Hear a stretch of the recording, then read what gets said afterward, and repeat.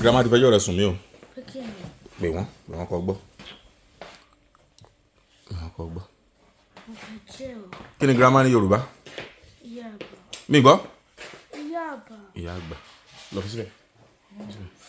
Ó yá pè wọ́n, gbé wọn kí n gbọ́. Torí wọ́n fẹjọ́ rẹ̀ sùn mí. Sódì gbọ́? O wá ti rí. Nísìn mo ti rí. Ok, ẹ má bínú. Adam, aṣọ gbùyọ́ sọ́kù lẹ́nu jàre. Kúrò ń bẹ̀, kúrò.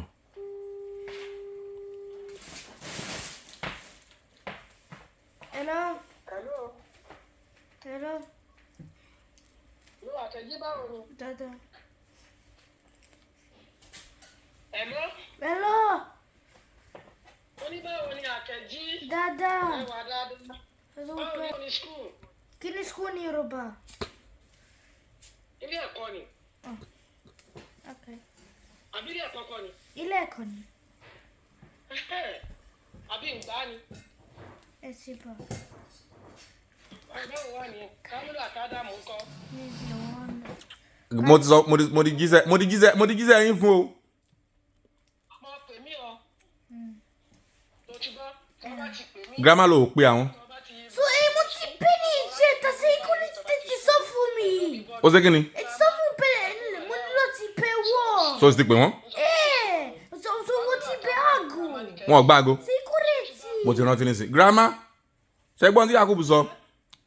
Tó ló ń pè yín jẹta o. Ó ní kí ni? Wọ́n ń bèrè. Mo ti pè ní ìjẹta. Kí ló wí? Mo ti pè ní ìjẹta. Ìjẹta báwo? So pè mí ìjẹta ni. Lé àti ikú ti bẹ̀.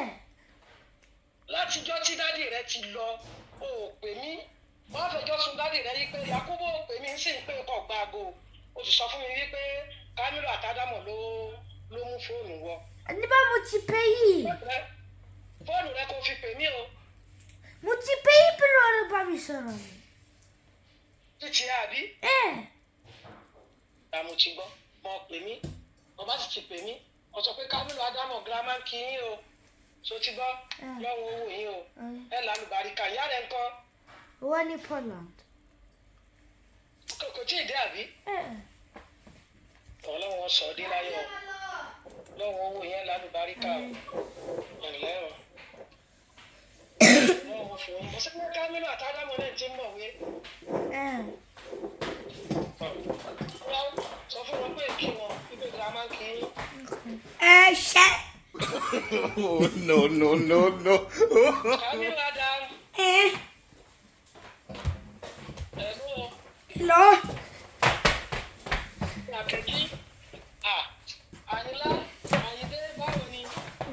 Dada. Ẹ ti ti ilé ìwé ẹ ti sùkúù dé àbí?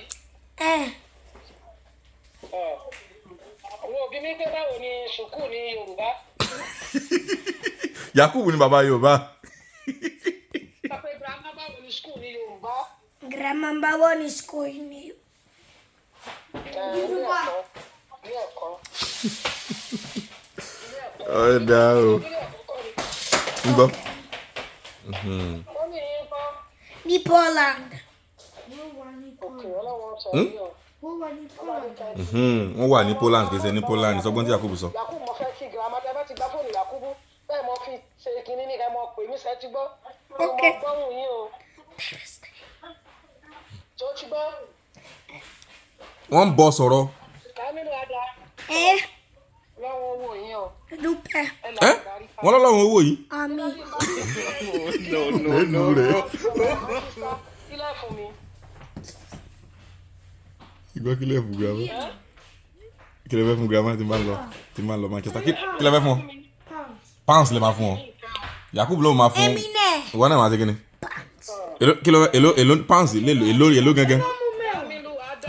Ẹ fún dádì ní nǹkan tí ó bá bọ̀ wá. Pounds mẹ́wàá. Ìwọ ńkọ́? Pounds mélòó? Adam pounds mélòó? Kò ní pounds gángan. Owó wo ló wá fẹ́ fún grandma gángan? Gbọ́ Adam owó ló fẹ́ fún grandma. Lọ fi síbẹ̀ padà. Bí èlò. Mẹ́ẹ̀ẹ́dógún. Ádámù ní pounds mẹ́ẹ̀ẹ́dógún lòun ó fún yín o Yakub mélòó ló ẹ́ èmi ọmọ o wọ́n ní pounds mẹ́wàá Yakub lòun ó fún yín ní òun ní pounds mẹ́wàá yóò fún yín pounds mẹ́wàá Ádámù lòun ó fún yín pounds mẹ́ẹ̀ẹ́dógún. Kamil Wambi ó ti jẹ́ kéèkì mi ní. Bobby grandma bọ́ sọ̀rọ̀ grandma ní kí ló fà wọ́n. Pound ọgọ́rùn kan. Pound ọgọ́rùn. Pounds ọgọ́rùn kan. Grandma rántí pé ńgbà tí grandma lọ sí Mẹ́kà ẹ̀ fún ọ lówó àbẹ́ ti gbàgbé ni. Grandma èló ni Kamil àti Ádámù fún yín nígbà tí ẹ lọ Mẹ́kà àti Yakub.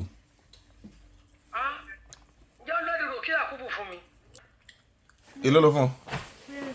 Grandma ní €100. €100 ni ó yẹ kí wọ́n sọ. What is the Yoruba? Okay. You can explain tire, got no evidence. Limau. No. Yakub fún grandma ní €100 nígbà tí wọ́n lọ sí hajj. Adam kí ni wọ́n fún grandma? Pounds mẹ́ẹ̀ẹ́dógún. Ó ti tán kò sí wàhálà. Ọ̀dà à ń lọ ń gbá bọ́ọ̀lù grandma wọ́n pè yín padà à ń lọ ń gbá bọ́ọ̀lù ó yẹ ẹja lọ àsìkò ti lọ ẹja lọ ẹ sọ fún grandma kó dàbọ̀. Ó dàbọ̀ ìyá àgbà. Ó dàbọ̀ ìyá àgbà. Ó dàbọ̀ ìyá àgbà. Limau.